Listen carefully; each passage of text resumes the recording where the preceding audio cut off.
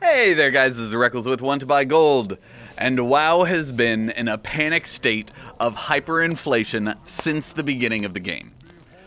Depending on the numbers you're looking at, the game has 4 to 12% per month inflation. That means that all things being equal, prices double every year and a half with no signs of slowing down. Now, I have a couple ideas that could help this that I'll cover in a future video. Hopefully the dev team will see it, so make sure you subscribe. But today, we're going to be addressing a common misconception I've heard, that the WoW token either increases or decreases this in-game inflation. If you haven't played Warcraft in a while, the WoW token is an in-game item that you buy for $20 real-world cash and sell on the auction house for gold. It's an easy way for players to get some free gold, trade money for gold, without having to go to like sleazy black market websites where you risk your account. Whoever buys it off the auction house for gold can redeem it for 1 month game time so that they can play for free, or they can trade it in for $15 Battle.net bucks, Blizzard currency, to spend on things like Warcraft shop mounts, or Hearthstone packs, or Overwatch loot crates, or heck, I got the entire game of Destiny 2 for free. So there's money and gold going back and forth. How does this not change inflation? Well, first, let's take a glimpse at what inflation actually is in WoW. Everything inside this box is in the game. Everything outside is IRL. When players quest or do order hall missions or loot gold from raid bosses, currency is added into the economy. When players go out and gather items with their professions, you know, get minerals or herbs or farm transmog or farm current content BOEs, products are introduced to the economy. When the amount of gold in the market grows faster than the amount of products, we see inflation. If the amount of gold out there doubles, the price doubles. And as I said, this doubling happens once every year or two. It's also the reason why I've always recommended transmog farming or leather herb ore farming rather than raw gold farming, because the former are healthier for the economy.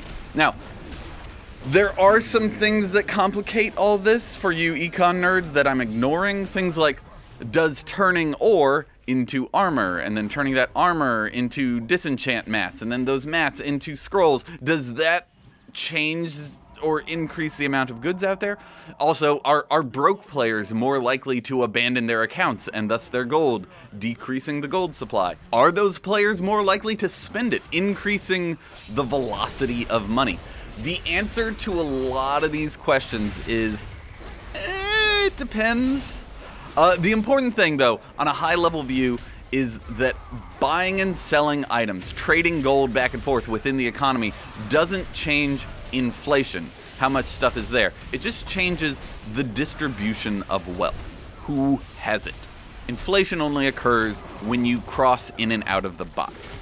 So, let's introduce subscriptions into the mix. Normally, players give Blizzard $15 a month to play the game. With the WoW token, people who have good jobs and value a couple 100,000 gold more than a measly $20 buy the token and sell it on the auction house.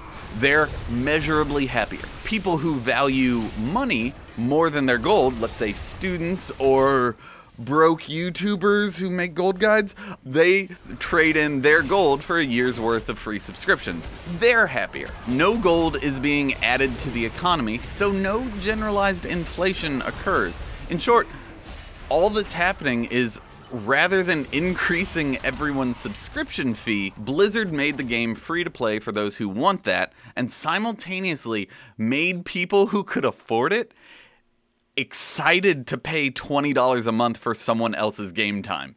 It's this really weird and wonderful win-win-win. Too long didn't read. Whoever at Blizzard came up with this system absolutely deserves a raise. That's all for me. Make sure you like this video to get it seen. I love the topic of inflation, and it's important that we're all informed in our discussion. So share your thoughts with me in the comments. Let me know if I was wrong. And talk about things like Blizzard recently killed the largest botting software.